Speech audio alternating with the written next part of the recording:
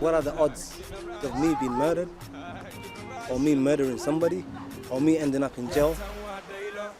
The odds are very high.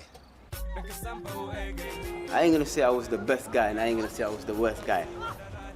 But one thing my dad gave me a speech was, he said, forget the past, look at the future, and be happy that you're in the present.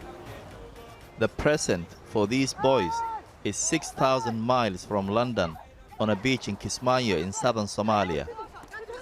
They, like many others, have been sent back by their families, worried for their safety back in the UK. As the years go by, it was only a matter of time where I would be influenced to do other things like selling drugs, you know. So before I was influenced, I was advised, I was given a good advice by my parents. So I think it was the right time my parents intervened. Mohammed says his dad caught him smoking weed and that he drove without a license. His parents were worried he was going to get into worse trouble, like his friends. Some of them are either locked up or they've been murdered. In fact, I know 2 guys who were my friends who got murdered. And murder because of knife crime. They got stabbed, both of them. Saeed from Leicester has been here for nearly a year. I ain't gonna lie, there's a lot of knife crime in England. It's always been there, it's always been there.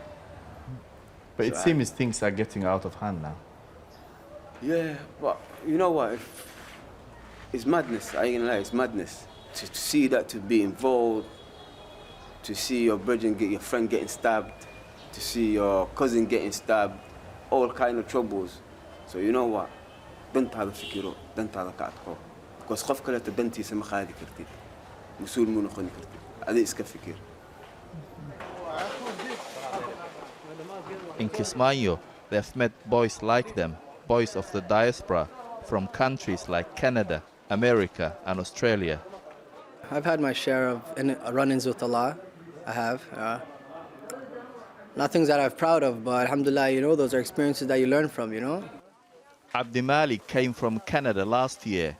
He grew up in Dixon, a violent neighborhood in Toronto. He says he witnessed gang violence, but denies he did anything criminal himself.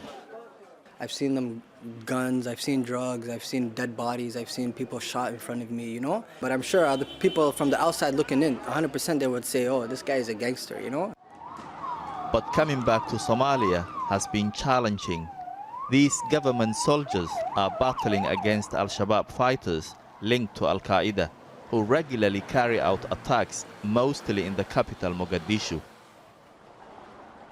Kismaayo is a lot safer, but soldiers carry guns and keep watch. You look around Kismaayo and you see armed men everywhere. Sandbags, it's to stop suicide bombers. Al-Shabaab is in control of, 30 miles outside the city. Yet there are some Somali families who send their children to this city, believing that they are safer here than in the UK. Al-Shabaab is not in direct war with civilians or with people, you know, normal people. It's a state thing. Al-Shabaab has got some problems with the state, and the state has problems with Al-Shabaab. So as far as I'm concerned, civilians are civilians. You're not part of the war? I'm not part of it, no. When Mohammed came back to Somalia, he managed to land a good job working for the president of Jubaland, and he told me proudly he could arrange a lunch with him. The Somali diaspora traditionally send money back to their families here, so they are held in high esteem. No wonder they are welcomed back with open arms. Wadankii waxa looga baahan yahay ugu muhiimsan waa human resource. Marka aad baan idinka mahadcelinayaa. Waxaan rajaynayaa in waliba la idin abuuri doono waxyaalo idin soo jiita. Waxaan hadda magaalada qorshahan soo inay tahay xataa in guriga la dhiso real estate oo at least ilmaha marka la keeno horaba isqushii godka ahayd inayna fadhiisanna meel ay bal lagu celcelin karo maalmaha hore. You don't get to see the Queen often, you know what I'm saying? So I get the chance to see the president of Jubaland. It feels a bit like they're on holiday. It's clear they're outsiders in their own country. ka waran dhalinyarada ka soo noqoto qurbo soo idinma wareeriyaan laakiin dhaqamo kale soo idinlama yimaadaan ما دخلنا كلام أنت سنوا أنت لقب سنة لا أنت جوجان وعادي وأنت القاعدة هدينا لقب سنة الديار معي gabdhaha quruxda badan oo waxay ka guursadaan diaspora Soomaaliya diaspora أنت كستيريس اللي ورا عموية وأحكي لهم كل ورا The boys generally find themselves the object of a bit of fun.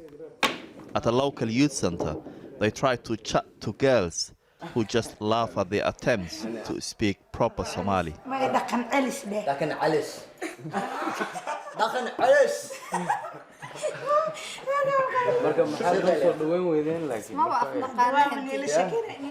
The boys are trying to fit in. They neither fully belong in Somalia nor in the UK. History seems to be repeating itself. Their parents fled the bloody civil war in Somalia more than 20 years ago. Now the next generation find themselves also fleeing violence, returning to a place they call home, but barely know. Actually, I'm happy to be in my hometown, my country. With the young generation, that's the only thing I can say.